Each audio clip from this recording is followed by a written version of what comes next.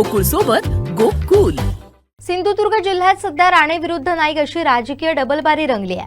Police विभाग, कायदा सुव्यवस्था आणि स्थानिक राजकारणाच्या मुद्द्यावरून आरोप प्रत्यारोपांच्या फैरी झडत आहेत। आमदार निलेश राणे, माजी आमदार वैभव नाईक, पालकमंत्री नितेश राणे यांच्या वक्तव्यांमुळे जिल्ह्याचं राजकारण पुन्हा एकदा तापलंय। पाहूया त्याचा स्पेशल रिपोर्ट। जिल्ह्यामध्ये 2.5 ते 3 कोटी रुपये हा महिन्याचा हप्ता जातो 2 नंबरचा। बीट अंमलदार, police station, LCB office, SP office. माननीय देवेंद्र फडणवीसांनी या विषयात लक्ष टाकून देवेंद्र फडणवीस यांच्या गृह खात्याने राजीनामा दिला पाहिजे आणि त्यांनी दुसरं मंत्रिपद घेतलं पाहिजे। गुन्हेगारी मुक्त महाराष्ट्र करण्यामध्ये आदरणीय देवेंद्र फडणवीस साहेब जे दिवस रात्र एक करतायत, त्याला गालबोट लावण्याची हिम्मत माजी आमदार वैभव नाईकांनी करू नये। दोन्ही भाऊ आहेत, हे कणकवली शहरात सर्वाधिक मताधिक्याने निवडून आलेले आहेत आणि जर एवढा कसा वेळा जरी त्यांच्या विजयामध्ये तुमचा हात असला तर त्यांना उद्या राजीनामा द्यायला लागेल। तुम्हाला पैसे चालतात त्यांचे आणि आता जनतेला तुम्ही मूर्ख बनवता। द्या मग, तुम्ही सांगता ना, कशाला चॅनलच्या माध्यमातून सांगता? त्या राजीनामा, लढवूया निवडणूक, बघूया कोण निवडून येतो ते। सिंधुदुर्गातील राजकारण पुन्हा एकदा तापलंय।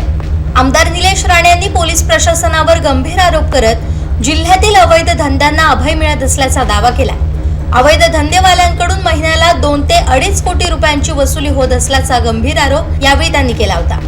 पोलीस दहीकरांच्या मार्गदर्शनाखाली जसं वागतायत, हा जो डिसोजा नावाचा अधिकारी आहे, हा आमच्या आवळे गावात गेला आणि सांगितलं, एका छपरी गँग पकडली तिकडची आणि सांगितलं, तू दारूचा व्यवसाय सुरू कर, मी तुला सपोर्ट करतो। आता पोलीसच आपल्या बरोबर आणि पोलीसच आपल्याला सांगतोय की चल तू दारूचा धंदा सुरू कर, मी तुझ्या बरोबर आहे, असं सांगितल्यानंतर त्या पोरांनी सुरू केलं आणि हप्ता द्यायचा कुठेतरी त्याचा राहून गेला किंवा काहीतरी कमी जास्त झालं, त्याला या डिसोजानेच अटक करून त्याच्यावरती कारवाई केली आणि त्याला अटक केली। जिल्ह्यामध्ये 2.5 ते 3 कोटी रुपये हा महिन्याचा हप्ता जातो 2 नंबरचा।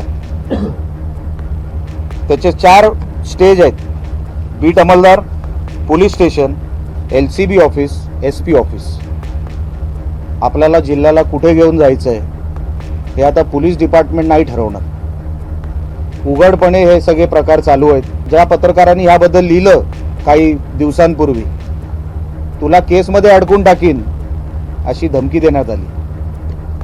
हे असे निष्क्रिय अधिकारी, भ्रष्टाचारामध्ये बरबटलेले अधिकारी आमच्या जिल्ह्यामध्ये मी असेपर्यंत, आणि मी ही तक्रार सन्माननीय पालकमंत्री साहेबांकडेही करणार आहे, सन्माननीय राज्याचे मुख्यमंत्री देवेंद्र फडणवीस साहेबांकडे करणार आहे, उपमुख्यमंत्री सन्माननीय एकनाथ शिंदे साहेबांकडे करणार आहे आणि खासदार साहेबांकडे पण करणार आहे। जोपर्यंत असे अधिकारी प्रशासनामध्ये असतील, आपलं सरकार बदनाम होईल। आपण बदनाम होतोय या अशा अधिकाऱ्यांमुळे। निलेश राणे यांच्या आरोपानंतर ठाकरे गटाचे माजी आमदार वैभव नाईक यांनी थेट गृहमंत्री देवेंद्र फडणवीस यांच्यावर निशाणा साधला। परंतु भ्रष्टाचाराचा आरोप आता मित्रपक्षाचे लोक करत असतील तर माननीय देवेंद्र फडणवीसांनी या विषयात लक्ष टाकून देवेंद्र फडणवीस यांच्या गृह खात्याने राजीनामा दिला पाहिजे आणि त्यांनी दुसरं मंत्रिपद घेतलं पाहिजे। कारण एक सत्ताधारी पक्षाचा आमदार जर 2-2 कोटी रुपये दर महिन्याला गृह खात्याला मिळत असतील असं जर आरोप करत असेल तर विरोधी पक्ष किंवा सर्वसामान्य आरोप जे करत आहेत त्याला पुष्टी आज मिळालेली आहे आणि त्यामुळे माननीय निलेश राणे यांनी जे आरोप केले आहेत त्या आरोपाची गृह खात्याने तातडीने दखल घ्यावी आणि 2-2 कोटी रुपये जर हप्ते घेऊन जर हे सरकार मित्रपक्षाच्या आरोपांना जर उत्तर देण्यास बांधील नसेल तर आता न्याय कोणाकडे मागणार हा पण विषय या ठिकाणी आहे। त्याचबरोबर निलेश राणे यांनी सांगितलं की सिंधुदुर्ग जिल्ह्यात जी अवैध या ठिकाणी सुरू आहे, आज त्यांना माहिती असेल की माहिती नाही की ते माहिती नसल्यासारखे सांगतायत, त्यांचे मालवणचे नगरसेवकच आता मटक्याची बुक्की चालवत आहेत। पाहिजे तर त्यांना मी ती नावं निलेश राणेंना मी ती नावं पण सांगेन आणि मालवणात कोणाला विचारला तर ती नावं माहिती आहेत। किती नगरसेवक एकत्र येऊन आता जी बुक्की बंद पडली होती, दुर्दैवाने त्यांचं निधन झाल्यानंतर ही बुक्की काही लोकांनी ताब्यात घेतली आणि ते सगळे शिंदे गटाचे सदस्य आहेत आणि त्यामुळे त्यांच्यावर कारवाई आधी पहिले सांगितली पाहिजे किंवा त्यांच्यावर कारवाई करण्यासाठी पोलीस हप्ते मागत असतील म्हणून हा आरोप केला असेल हा पण प्रश्न आहे। आणि त्यामुळे खरं तर आज सिंधुदुर्ग जिल्ह्याची जी कायदा सुव्यवस्था आहे ती पूर्णपणे बिघडलेली आहे. खरं तर मी पण आमदार निलेश राणेंच्या व्यक्तिशः काय माझी भूमिका नसते, परंतु उलट त्यांची माझ्या विरोधात व्यक्तिशः भूमिका असते. छत्रपती शिवाजी महाराजांचा पुतळा मीच पाडला, त्यांच्या कुटुंबानेच पाडला, किंवा मी जे आंदोलन करतो, काल LED विरुद्ध आम्ही आंदोलन केलं, महागाईच्या विरुद्ध आंदोलन केलं, तर ह्यांचे कार्यकर्ते ताबडतोब त्या ठिकाणी जाऊन सांगतात की वैभव नाईकांवर गुन्हे नोंद करा. तुम्ही किती गुन्हे नोंद करा, किंवा तुमचा विरोधी तुम्ही सत्तारूढ पक्षात असेल किंवा माझे विरोध असल्यामुळे तुमचं ते काम आहे, त्याबद्दल माझं काही म्हणणं नाही. त्याचबरोबर माझे दोन्ही भाऊ आहेत हे कणकवली शहरात सर्वाधिक मताधिक्याने निवडून आलेले आहेत. आणि जर एवढा केसावेळा जरी त्यांच्या विजयामध्ये तुमचा हात असला तर त्यांना उद्या राजीनामा द्यायला लागेल. परंतु तुम्ही मात्र ज्या गृह खात्यावर आरोप करताय, ज्या भाजपवर आरोप करताय, त्यांच्याचमुळे तुम्ही निवडून आलेले आहात आणि त्यामुळे तुम्ही त्यांच्यावर निवडून येऊन त्यांच्यावर आरोप करताय. त्यामुळे तुम्ही खरं तर राजीनामा देऊन स्वतः निवडून येण्याची तुमची हिंमत पुन्हा असली पाहिजे.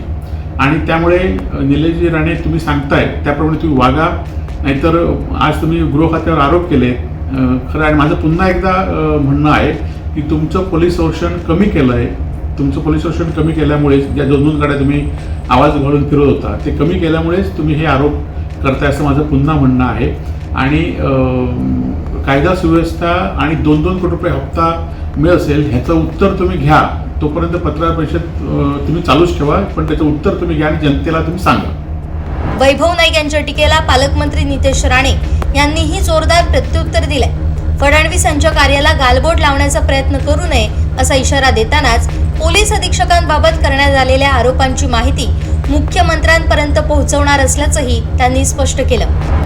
माजी आमदार वैभव नाईक यांनी आमदार निलेश राणे साहेबांच्या पत्रकार परिषदेला उत्तर देत असताना आदरणीय देवेंद्र फडणवीसजींवर आरोप केले.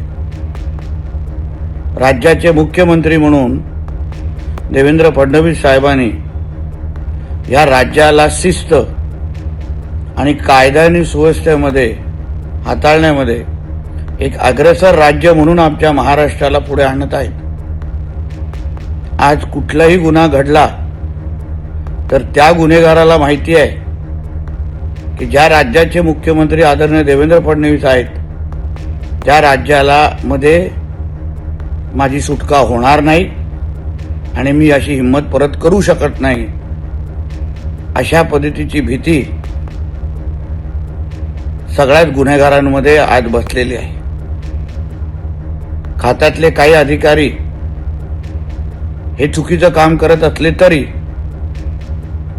त्या सगळ्या बाबतीवर आदरणीय देवेंद्र फडणवीसजींचं अतिशय बारीक लक्ष असतं.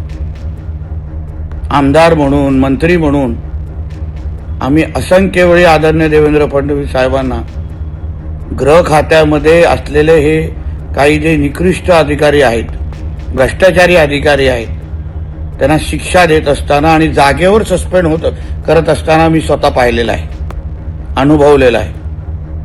आणि म्हणून जे काय आरोप आदरणीय निलेशजी राणे साहेबांनी पोलीस अधीक्षकांवर केले त्या बाबतीमध्ये आम्ही निश्चित पद्धतीने सरकार म्हणून आम्ही देवेंद्र फडणवीस साहेबांकडे माहिती पोहोचवणारच आहोत. कुठेही चूक झाली असेल तर निश्चित पद्धतीने महायुतीचं सरकार म्हणून आम्ही कोणालाच सोडणार नाही ही आमची ठाम भूमिका आहे. पण ते बोलत असताना ज्या आदरणीय देवेंद्र फडणवीस साहेबांनी कुठल्याच गुन्हेगाराला कधी साथ दिली नाही, आज जे काही भ्रष्टाचार मुक्त महाराष्ट्र, ड्रग्ज आणि गांजा मुक्त महाराष्ट्र, गुन्हेगारी मुक्त महाराष्ट्र करण्यामध्ये आदरणीय देवेंद्र फडणवीस साहेब जे दिवस रात्र एक करतायत त्याला गालबोट लावण्याची हिंमत माजी आमदार वैभव नाईकांनी करू नये असं स्पष्ट शब्दात त्यांना मी सांगेन.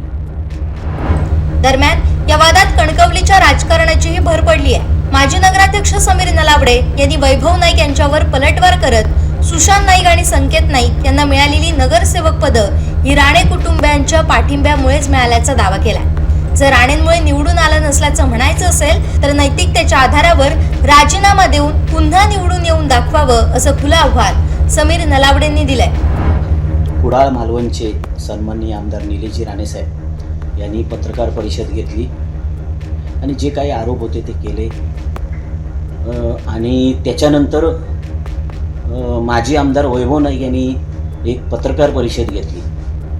तर मला या तुमच्या माध्यमातून सांगायचं आहे की वैभव नाईक मान्य करत नाही आहेत की सन्माननीय निलेशजी राणेसाहेब यांचं नेतृत्व मान्य करून वैभव नाईकांनी आपल्या 2 भावांना उभं केलं होतं आणि ते 2 भाऊ जे निवडून आलेत ते सन्माननीय निलेशजी राणेसाहेब यांचं नेतृत्वाखालीच निवडणूक लढली गेली आणि त्यांच्यामुळे झाले। मी तर निलेश राणेसाहेबांनी असं म्हटले की माझा खारीचा वाटा आहे। मी तर म्हणतो खारीचा नाही सिंहाचा वाटा होता, म्हणूनच हे नाईकांचे 2 नगरसेवक निवडून आलेले आहेत। वैभव नाईकांनी मान्य केलं पाहिजे, सिंधुदुर्ग जिल्ह्यातली जनता मूर्ख नाही। तेव्हा तुम्ही दोघेही जण वैभव नाईक निलेश राणेसाहेबांच्या खांद्याला खांदा लावून काम करत होते कणकवली नगरपंचायतच्या निवडणुकीला आणि आता लोकांना मूर्ख बनवण्यासाठी तुम्ही प्रेस घेऊन सांगता की मी माझ्या नगरसेवकांचा राजीनामा देतो। त्या चॅलेंज आहे माझी, नाईकांनी दोन्ही नगरसेवकांचे राजीनामे द्यायचे, फक्त राणेसाहेबांचं तुम्ही सहकार्य घ्यायचं नाही। चॅलेंज लागते की दोघांनाही पाडून दाखवू, दोन्ही नगरसेवकांनी राजीनामे द्या, नाईकांनी फक्त निलेश राणेंचं नेतृत्वाखाली तुम्ही निवडणूक परत लढवू नका, तुम्हाला दोघांनाही जागा दाखवण्याचं काम आम्ही करतो। मान्य करायला पाहिजे लोकांना। तुम्हाला काय वाटतं काय जनता मूर्ख आहे? हो, याच राणेंचे तुम्ही निवडणुकीला पैसे घेऊन निवडून आलात। काय सांगता तुम्ही? नाईक बोलतायत आमच्या समोर। याच राणे साहेबांचे पैसे घेऊन तुम्ही निवडणुकीला तुम्हाला पैसे चालतात त्यांचे आणि आता जनतेला तुम्ही मूर्ख बनवता। द्या मग, तुम्ही सांगता ना, कशाला चॅनलच्या माध्यमातून सांगता? त्या राजीनामा, लढवूया निवडणूक, बघूया कोण निवडून येतो ते। आणि कसली तुम्ही लोक मूर्ख आहेत काय? सिंधुदुर्गातली कणकवलीतली मूर्ख आहेत काय? हे मान्य करायला वैभव नाईकांनी शिकलं पाहिजे। निलेश राणे साहेब जेव्हा कणकवली नगरपंचायतच्या निवडणुकीला मिटिंगा घेत होते व्यासपीठावर, हे सर वैभव नाईक पण होते, सुशांत नाईक पण होते। मान्य करावं हो, त्याच तुम्ही निलेश राणेंचं नेतृत्व मान्य केलं म्हणून आमचा प्रामाणिक कार्यकर्ता अभित नाईक पडला कालच्या निवडणुकीला, आमचा पराभव झाला। या नाईकांना उपनगराध्यक्षपद कोणामुळे मिळालं? नाईक जे उपनगराध्यक्ष, सुशांत नाईक उपनगराध्यक्ष बसले ते निव्वळ निलेश राणे यांच्या नेतृत्वामुळे बसलेले आहेत। मग आणि मान्य करत नाही हो, झालं, मान्य करा ना, कशाला तुम्हाला लाज वाटते? निलेश राणे साहेब काय बोलले तो चुकीचं आहे, मी त्यांचं समर्थन नाही करत, पण त्यांची चुकी काय आहे? त्यांनी त्यांच्याच नेतृत्वाखाली निवडणूक लढवला, त्याच्यामुळेच नाईकांच्या घरातला उपनगराध्यक्ष झाला। नाहीतर नाईकांच्या घरातला उपनगराध्यक्ष 2008 पूर्वी होते, त्याच्यानंतर होणं कठीण होतं। राणेंचं नेतृत्व मान्य केलं म्हणून तुम्ही बसलात खुर्चीत। एकूणच निलेश राणे यांच्या पत्रकार परिषदेतून सुरू झालेला वाद आता राणे विरुद्ध नाईक अशा थेट राजकीय संघर्षात परावर्तित झालाय। आगामी काळात या आरोप प्रत्यारोपांची ही डबलबारी आणखीन कोणतं वळण घेते हे पाहणं महत्त्वाचं ठरणार आहे। उमेश बुचडे, कोकण साद लाईव्ह, कणकवली।